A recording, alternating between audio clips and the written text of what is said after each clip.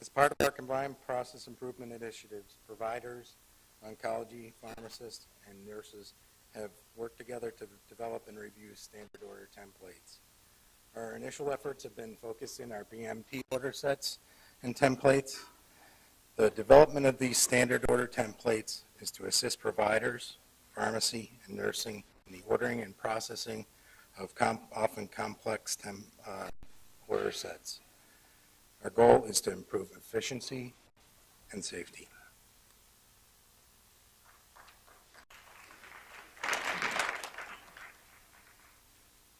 In an effort to improve the posting of certain commonly used chemo regimens, we've put together a few order sets. The term commonly used can still mean complicated. So having the drugs listed in an orderly fashion, as shown here, with appropriate fluids and run rates, can greatly reduce posting time.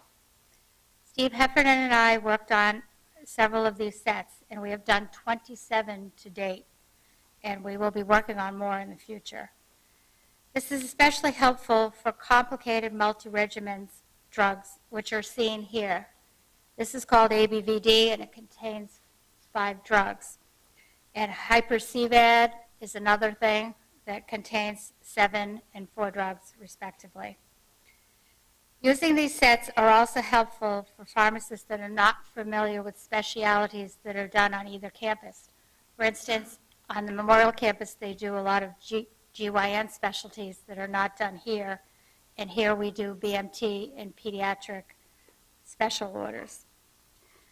So this is also good for teaching new staff and also provides a guide for consistency, so we will all post in the same manner, so all the orders will come out the same.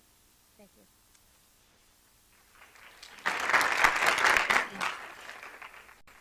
Approximately 1.5 years ago, we had over $200,000 worth of drug denials related to high-cost drugs.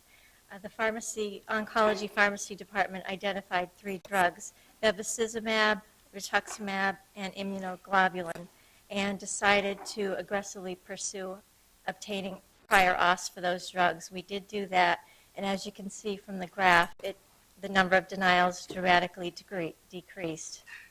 And that has translated into more money for the hospital, and that's why we have turkey tonight.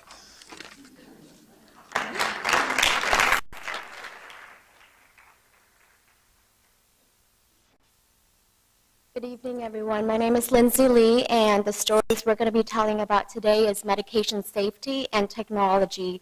I'm sure that a lot of you have seen some of the work that we've done over the past year and will continue to do this following year. Our first project was the WAFS labeler, and that is a unit dose system that uses barcoding. So what we've been doing is taking the bulk bottles from our pharmacy, scanning it through the system so that there is a consistent and accurate match to the product. We print out these labels, and in the very near future, when barcoding comes along at the patient point of care, we can then scan these products as it's being administered to the patient, and that way we can ensure that the right medication is delivered to the correct patient.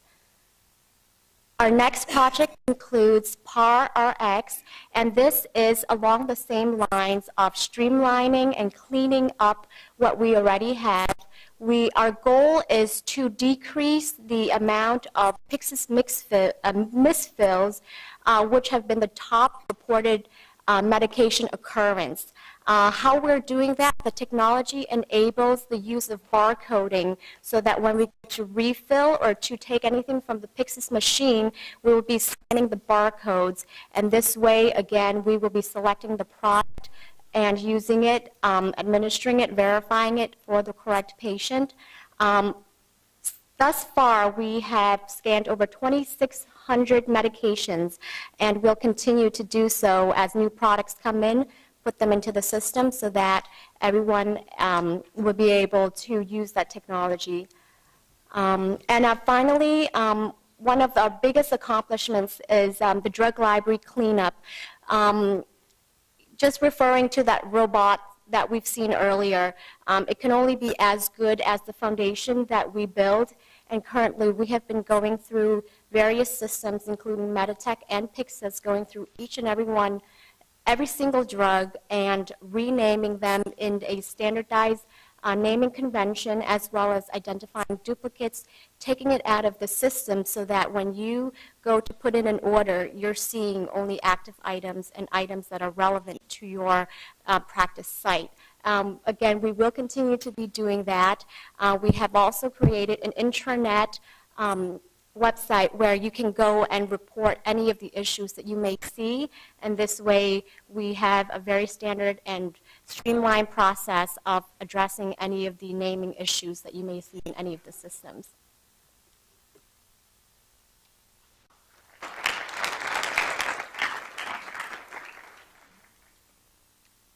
So the Investigational Drug Service supports UMass researchers across all campuses, including Memorial.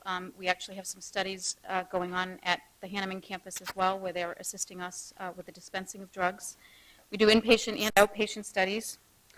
We've developed a service line scorecard, which is available on the IDS shared drive, that captures operational and financial metrics. I guess the slide is not available, but things such as billing that we're doing for the studies, how many studies we're doing, and the amount of patients that we currently have on studies. The next point, conversion to laser-generated labels may not seem like a big deal to most of you.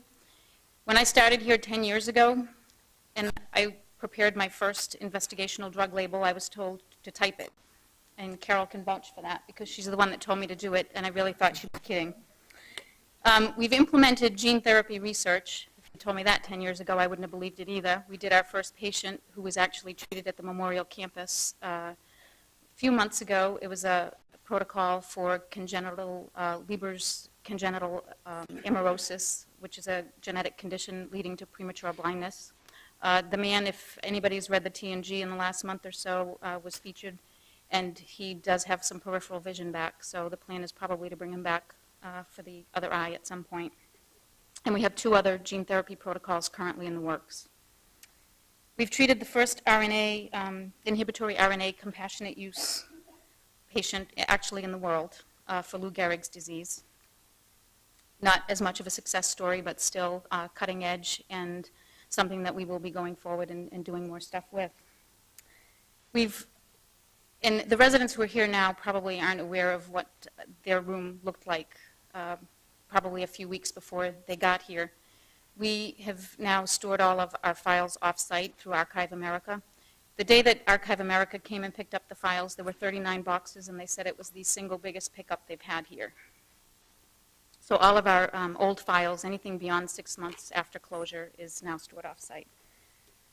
We're working on the workflow development for the new Access building and pretty excited about the move over there and trying to get things ready. We have a gene therapy room isolated over there for the preparation.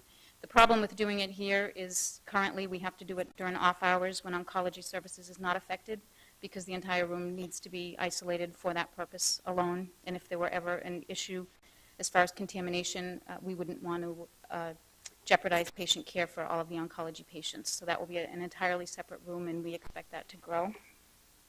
And similar to the oncology services preparing their pre-printed order sets, Paul has been working diligently with doing that for all of the oncology-related studies. Thanks.